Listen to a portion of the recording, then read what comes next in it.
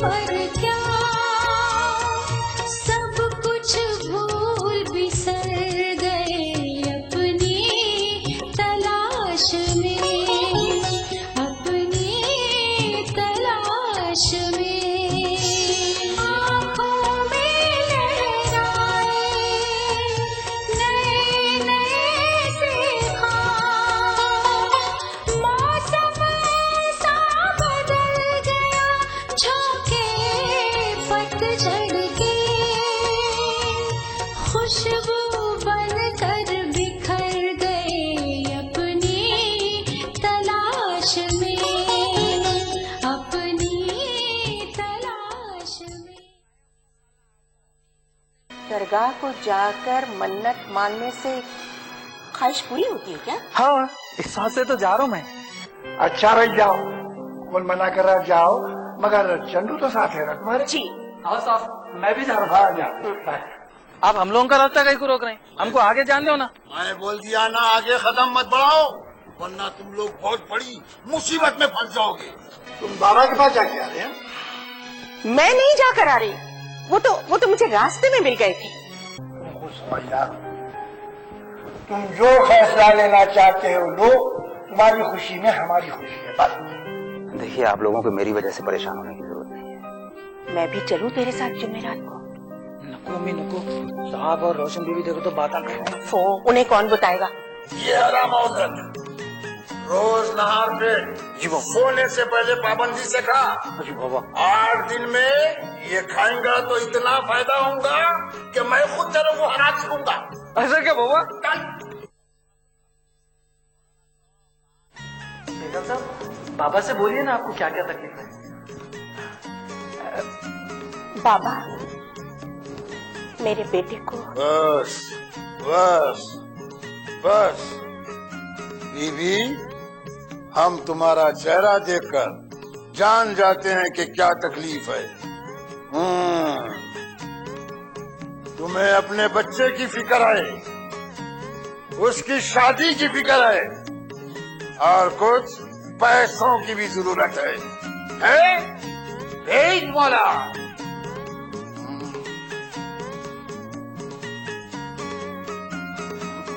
मैं आपसे क्या कहूँ बाबा, आपको तो मेरे दिल का सब हाल मालूम है। बीबी, मेरी एक बात सुनो, तुम्हें 7.5 लग गई है। तुम जब पैदा हुई थी उस वक्त आसमान पर घने बादल थे, गरज रहे थे बादल, लेकिन बारिश नहीं हो रही थी। बिजलियां कड़क रही थी, लेकिन रोशनी नहीं हो रही थी। तुम्हें 7.5 लग गई है। बस अब तुम 2 अंगूठियां अकीक के दोनों उंगलियों में पहनो। मैं समझ रही हूँ बाबा।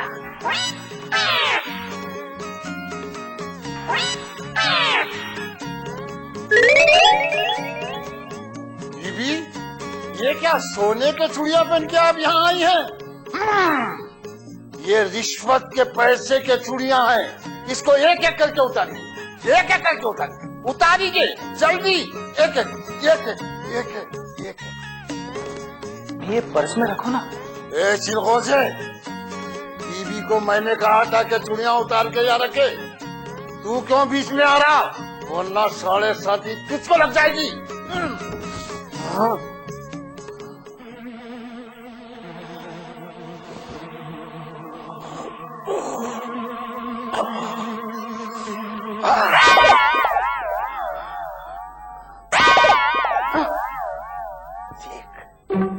देख, मैं अब तेरे दुश्मन का कलेजा काट रहा हूँ।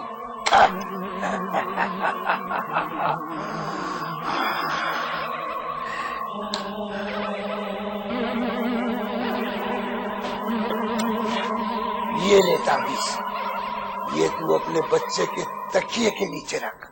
और हाँ, एक मिनट, ये है ऊँट, ये ऊँट तू अपने बच्चे के कमरे में रोज शाम में जलाया कर। 1 हफ्ते के अंदर तेरा लड़का उस लड़की से मुंह मोड़ लेगा और तू जहां चाहे वो शादी के लिए राजी हो जाएगा। सुना तुमने? जाओ जाओ जाओ जाओ। मैं फिर कब आऊँ बाबा? जाओ जाओ जाओ।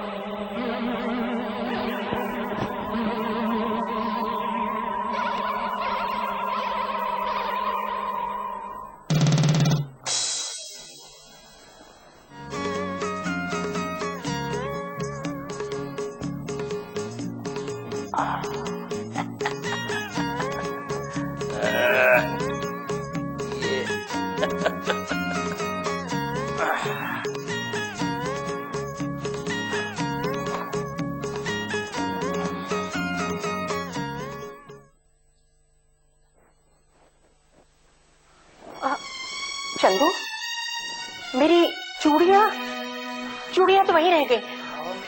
इस वक्त मैं आपको बोला था अपने पर्स में रख लो बोल के। अच्छा अच्छा, अब जाकर देख, वहीं होंगी। जा जा लेकर आ।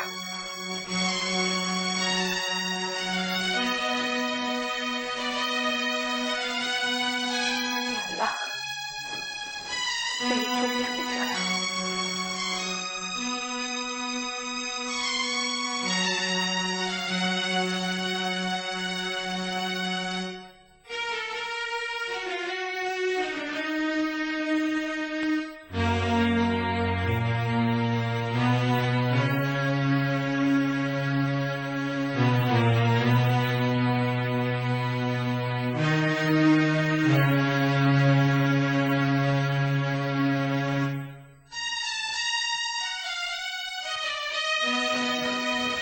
बेगम साहब, आपकी चूड़ियाँ वहाँ पे नहीं है।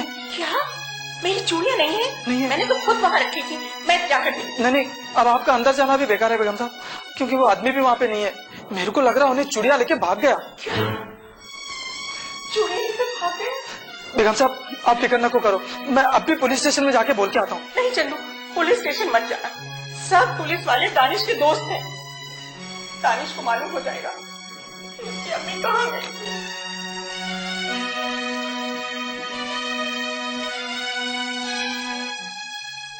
अपनी तलाश में।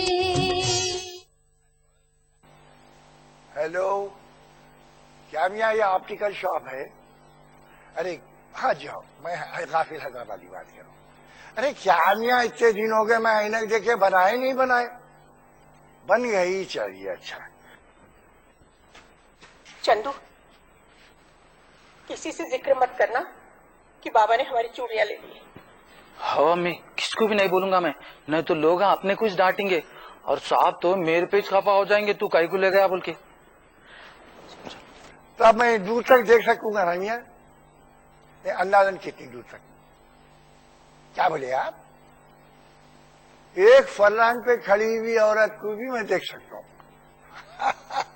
हाजी खिबला, एक फरलांग पे खड़ी हुई औरत को देखने से क्या फायदा बोलो?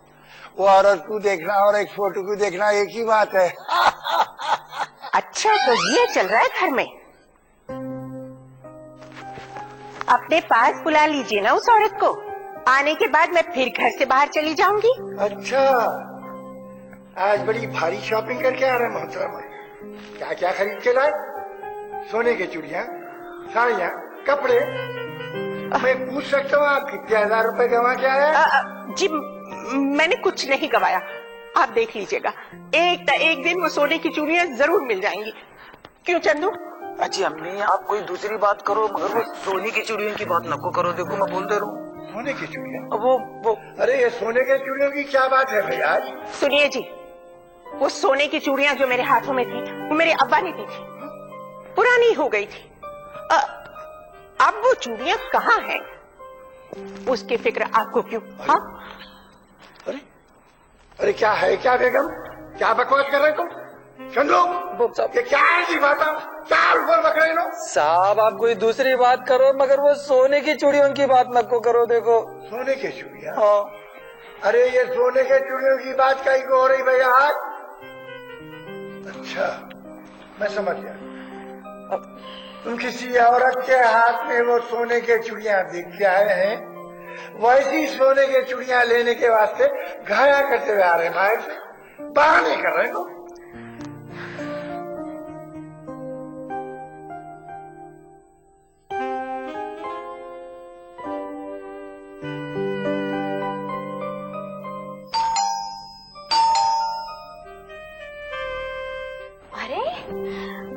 साहब, अस्सलाम वालेकुम। जीती रहो बेटी। आइए ना। अम्मी, अम्मी देखिए तो कौन आया है। ये अजहर की अम्मी है। अस्सलाम वालेकुम। जी आदाब। जी आइए, तशरीफ रखिए। आओ बेटी, यहाँ बाजू बैठो। इधर आओ। कैसी तबीयत है तुम्हारी? अब मैं बिल्कुल ठीक हूँ। अल्लाह ने तुम्हें बहुत बड़ी मुसीबत से बचा लिया। जब रोशन को गुंडे उठाकर ले गए थे तो अतहर मियाँ ने अपनी जान पर खेल कर उसकी जान बचाई थी। मैं अतहर मियाँ का एहसान कभी नहीं भूल सकती। अरे बहन, हम भी तो दानिश मियाँ का एहसान नहीं भूल सकते। जब अत्थर को ऑपरेशन के लिए 20,000 की जरूरत थी तो दानिश मियाँ ने दी और उसकी जान बचाई। बहन, अतहर के अब्बा। बहन, अत्थर के अब्बा, अत्थर जब 10 साल के थे तभी एक्सीडेंट में उनका इंतकाल हो गया। बस मैंने बहुत दुखों से अत्थर को पालकर यहाँ तक पहुँचाया है। बहुत अच्छी तरबियत दी है आपने अपने बेटे को। जी, जब उन्होंने मुझे बचाया तो मैं उन्हें जानती भी नहीं थी। मैं तो हमेशा से मना करती थी बहन कि लड़की को यूनिवर्सिटी मत भेजो, पर मेरी सुनता कौन है। हाँ, अब इतने बड़े खानदान का रिश्ता हाथ से निकल गया और वो लोग हमारे दुश्मन भी हो गए। अरे बहन, आपने ये बहुत अच्छा किया जो रोशन को कॉलेज भेजा पढ़ने के लिए। अरे वो जमाना तो गुजर गया जब औरतें पर्दे में रहा करती थी। आपको पता है, औरतें किसी चीज में भी मर्दों से आजकल पीछे नहीं है। आंटी, आप कितनी अच्छी बातें करती है। हमारी अम्मी तो कहती है कि औरतों को घर से बाहर निकलना ही नहीं चाहिए। गलत कहाँ कहती हूँ, मुझे बताइए, गलत कहती हूँ बहन। अब देखो, इसको कॉलेज भेजा तो क्या हो गया, दाग लग गया हम पर। हाँ, हम खानदान को मुंह दिखाने के काबिल नहीं रहे। किस किस से कहते फिरेंगे कि आपके बेटे ने ऐन वक्त पे आकर इसको बचा लिया। सब लोग तो यही समझते हैं ना कि गुंडे से निकाह हो गया था उसका। अरे उनको बकने दीजिए बहन। अरे क्या उन गुंडों के डर से हम अपनी बच्ची उनके हवाले कर देंगे? अरे बहन, वो घर किस्मत वाला है जिस घर में ये जाएगी, और वो लड़का नसीबों वाला है जिसकी ये दुल्हन बनेगी। मैं खुद आपके घर आने वाली थी आपका शुक्रिया अदा करने। आपके बेटे ने हमारे खानदान पर बहुत बड़ा एहसान किया है। अल्लाह उस जैसा नेक और बहादुर बेटा सबको दे। आपको मेरा बेटा पसंद है और मुझे आपकी बेटी बहुत पसंद है। बहुत अच्छा लड़का है अतहर। अल्लाह उसको जिंदगी की हर खुशी दे। आमीन सुम आमीन। ऐसा करते हैं, आप मेरे बेटे को अपना बेटा बना लीजिए और आपकी बेटी को मैं अपनी बेटी बना लेती हूँ। ये आप क्या कह रही हैं? मेरी तो कुछ समझ में नहीं आ रहा। अम्मी, मैं चाय लेकर आती हूँ। अरे बेटी, कहाँ चाय बनाने जा रही हो? मैं चाय पीने नहीं आई हूँ। मैं दरअसल यहाँ पर बहुत जरूरी बात करने आई हूँ। देखो बहन, मैं ये चाहती हूँ कि मेरे घर की बहू बने। ये आप क्या कह रही हैं? मैंने तो कभी इस बारे में सोचा ही नहीं। अरे मैं तो दिन रात यही सोचती रहती हूँ कि रोशन आरा मेरे घर की बहू बनेगी। अत्थर के चाचा ने एक लड़की पसंद की थी। अरे वो तो इतनी जाहिल थी, उसे तो बस सोना चांदी कार बंगला बस। लेकिन बहन, जहाँ रस्म हुई हो वहीं तो शादी होनी चाहिए ना। अरे बहन, रस्म किसने की? और फिर अत्थर को तो वो लड़की पसंद ही नहीं है। अच्छा। अरे चंदू, चाय लाओ, हमारी बहन आई है, और खाना भी तैयार करो इनके लिए। इसकी क्या जरूरत है? अपनी तलाश में। अरे चंदू, चाय लाओ, हमारी बहन आई है, और खाना भी तैयार करो इनके लिए। इसकी क्या जरूरत है? मैं खाना वाना खाने नहीं आई हूँ भाभी। मैं तो बच्ची का मुंह मीठा करने आई हूँ। वो क्यों? भाई देखिए, मैं रोशन को अपनी बहू बनाना चाहती हूँ। और फिर रोशन के अब्बा कहाँ हैं? जी वो अंदर है, मैं अभी बुलाती हूँ। रोशन के अब्बा। ये लो बेगम साहब। मैं चाय भी बना कर लाया और आपको भी ले आया। आप अथर की अम्मी हैं। अथर के लिए अपने रोशन का हाथ मांगने आई है। जी। इससे बड़ी खुशी की बात और क्या हो सकती है? भाई ये रिश्ता मुझे मंजूर है, अल्लाह ये रिश्ता मुबारक करे। क्यों चलो? और साहब मेरे को भी अतर में आप बहुत पसंद है। और साहब आपको चेहरा दिखने का मौका भी तो मिलेगा। ये चंदू है। अच्छा। इसे मैंने अपने बेटे की तरह पाला है। अच्छा अच्छा। अच्छा तो फिर आप मंगनी करने को आ रही हैं? मंगनी करने में अभी आई हूँ भाई साहब, अब ये साथ लेकर आई हूँ। हाँ देखिए आप, अंगूठी मिठाई वगैरह सब साथ लेकर आई हूँ। दानिश मियाँ भी रिश्ते से बहुत खुश होंगे क्योंकि उन्हें भी अथर मियाँ बहुत पसंद है और मुझे भी बहुत खुशी है।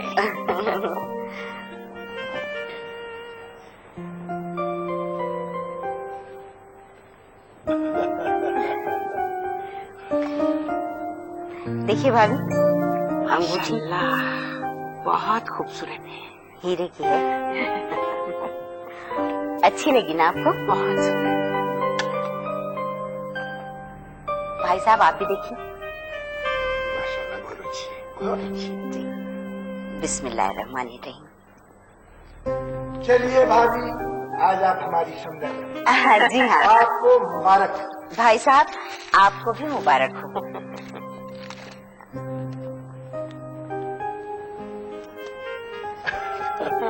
भाई साहब नीचे। भाभी आप। पहले आप मुंह मीठा कीजिए। अब चलो। भाभी आपको मुबारक हो। बहुत बहुत मुबारक।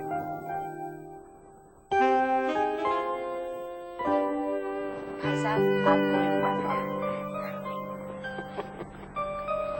मुबारक करे, अल्लाह खुश खबर रखे। हमेशा खुश रहो मेरी।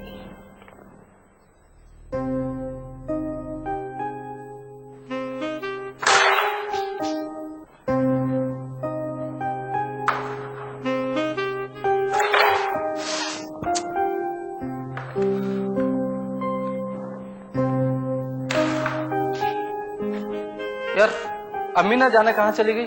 क्यों, क्या हुआ? कोई चाय बनाने वाला भी नहीं है। तो चाय बनाने वाली कब आ रही है? यार ये सारी बातें छोड़, मुझे ऐसे ख्वाब देखना पसंद नहीं है।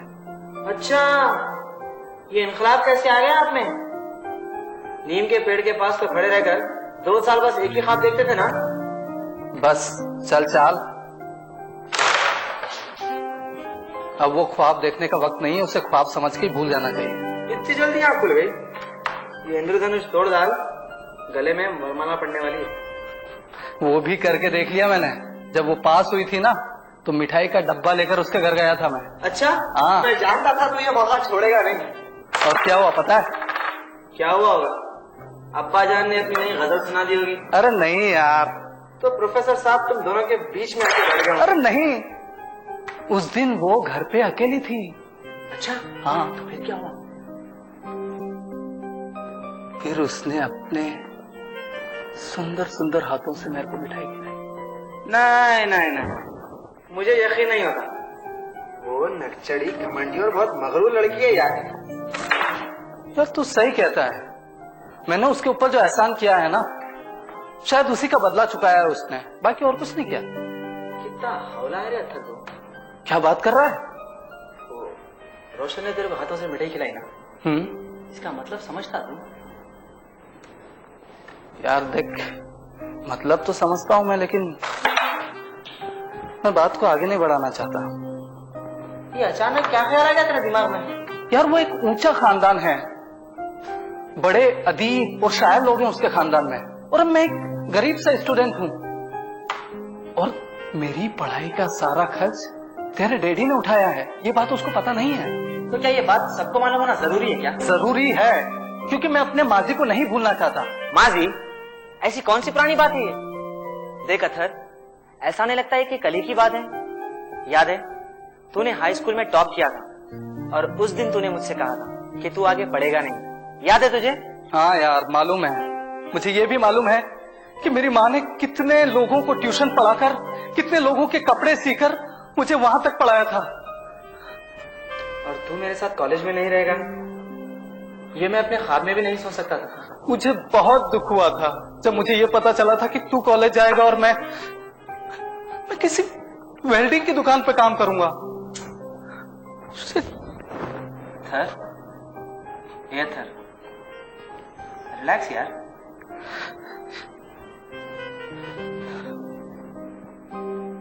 गोविंद,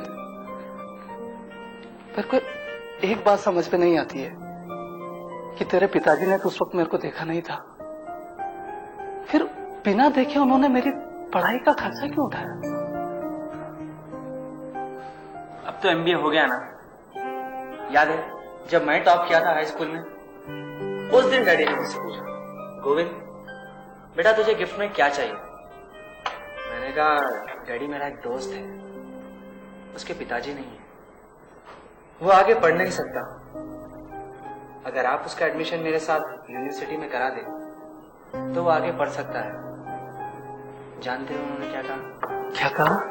वो ये सुनकर खुश हो गए और उन्होंने मेरी बात मान ली यार। अरे गोविंद, तेरे पिताजी ने मुझे बहुत मोहब्बत दी है, मेरे पढ़ाई का सारा खर्चा उठाया, लेकिन आज भी मुझे लगता है कि मेरे सर पर बाप का साया नहीं है। अथर, मैं तुझे आज एक बात कहता हूँ जो मैंने तुझे जिंदगी में कभी नहीं बताई। पार्टीशन के वक्त मेरे डैड लाहौर से दिल्ली आ गए, मेरे दादा दादी का भी मर्डर हो गया था। 15-16 साल के थे वो, दिल्ली की सड़कों पर भूखे और प्यासे फिरे हैं वो। तो उस वक्त दिल्ली में तुम्हारा कोई रिश्तेदार नहीं था? ऐसे वक्त में कोई किसी का साथ नहीं देता मेरे दोस्त, लेकिन हाँ, एक मुसलमान औरत ने मेरे डैडी का साथ दिया, उनको पढ़ाया लिखाया पाला पोसा, सिर्फ वो एक औरत था। चल छोड़, आज तो तेरे पिताजी बहुत बड़े बिजनेसमैन है ना, आज तो तुम बहुत अमीर लोग हो यार। ये सब उन्होंने अपनी मेहनत से हासिल किया है। और जानते हो क्या कहते हैं? वो कहते हैं कि दूसरों को खुशी बांटने में ही आदमी अपनी जिंदगी संवारता है। अरे वाह, कितनी अच्छी बात कही है। तब तो तुम्हारे डैडी से मुझे मिलना ही चाहिए। नहीं यार प्लीज, मार खिलवाएगा क्या? क्यों? ये बात डैडी को बिल्कुल नहीं कहना। मैंने उनसे वादा किया है कि ये बात मैं तुझे कभी नहीं बताऊंगा। प्लीज यार, वो नाराज हो जाएंगे। क्या देख, तेरे डैडी ये नहीं चाहेंगे कि मैं भी किसी की जिंदगी संवारूं। तूने एक की जिंदगी संवार दी है और ये बात मैं अपने डैडी को बता चुका हूँ। अच्छा, तब तो मुझे आशीर्वाद लेने के लिए तेरे डैडी के पास जरूर जाना चाहिए। वो सिंगापुर गए हैं बिजनेस के सिलसिले में, कुछ दिन बाद लौटेंगे, तुम दोनों जाके आशीर्वाद दे लेना। फिर वही बात, मैंने तेरे को मना किया था ना वो बात करने के लिए। तुझे तो बस रोशन की बात ही जानना चाहिए ना। तुझे पता है कि मुझे क्या बात पसंद है। इस जमीन पर रहकर आसमान में चमकते हुए सितारों को छूने की कोशिश कभी नहीं करनी चाहिए।